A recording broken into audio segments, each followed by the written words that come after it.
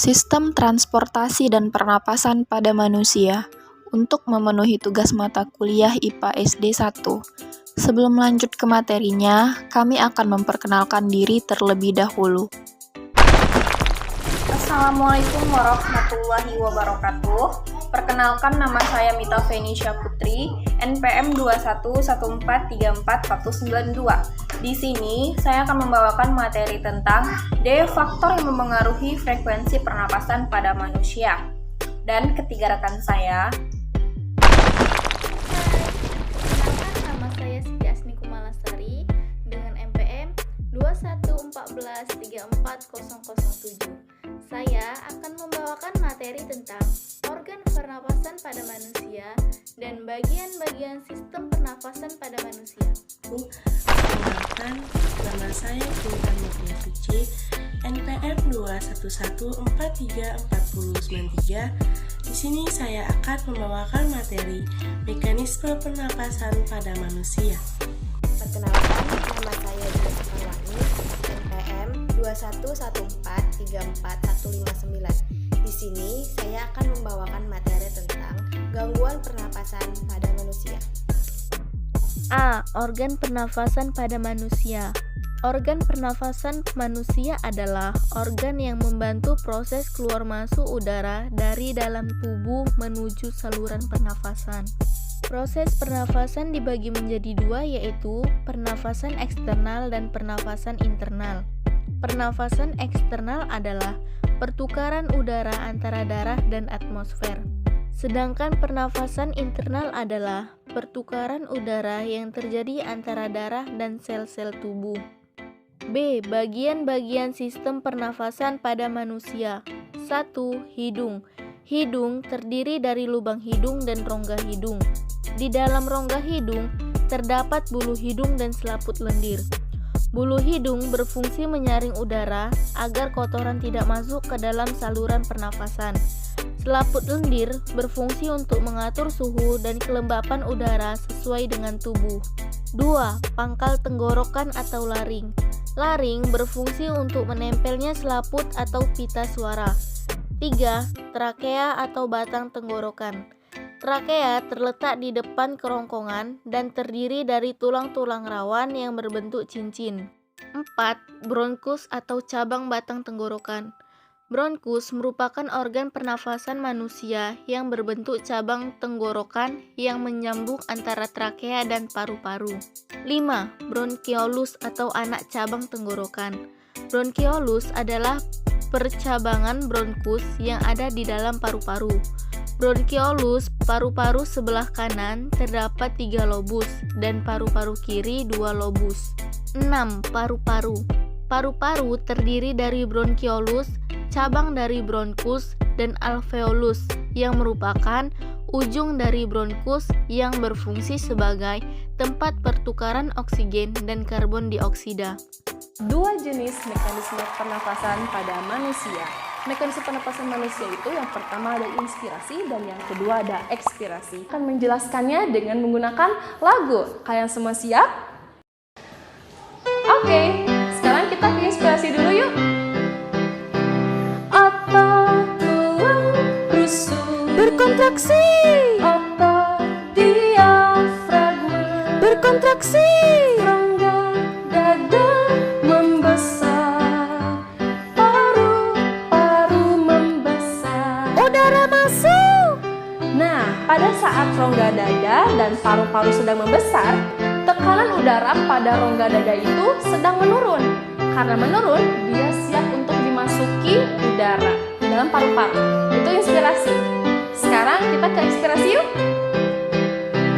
Otot tulang rusuk relaksasi. Otot diafragma relaksasi. Rongga dada mengecil. Paru-paru mengecil. Udara keluar. Nah, kebalikannya ya dari inspirasi. Kalau ekspirasi, saat rongga dada dan rongga paru-parunya itu sedang mengecil, nah tekanan udara pada rongga dada itu membesar atau naik sehingga udara keluar. Oke? Itulah mekanisme D. Faktor mempengaruhi frekuensi pernapasan pada manusia. Ada beberapa faktor yang mempengaruhi dalam proses respirasi, antara lain usia, jenis kelamin, suhu tubuh, posisi tubuh, aktivitas, dan kadar oksigen di lingkungan. 1. Usia. Pada bayi, frekuensi pernapasan lebih cepat dibandingkan orang dewasa karena organ-organ pernapasannya belum sempurna, namun kebutuhan oksigennya cukup tinggi. 2. Jenis kelamin. Laki-laki biasanya memiliki frekuensi pernapasan yang lebih tinggi dibandingkan dengan wanita. Hal ini dikarenakan volume paru-paru wanita lebih kecil dibanding dengan laki-laki. 3. Suhu tubuh. Ketika suhu tubuh menurun, otak akan mengirim sinyal agar paru-paru meningkatkan frekuensi pernapasan, sehingga tubuh akan mempercepat metabolisme agar tetap hangat. 4. Posisi tubuh. Jika seseorang berada dalam posisi berdiri, frekuensi pernapasannya akan lebih tinggi dibandingkan jika ia sedang duduk atau berbaring. Hal ini terjadi karena ketika ia berdiri, tubuh memerlukan energi yang lebih besar untuk menjaga agar tetap seimbang. 5.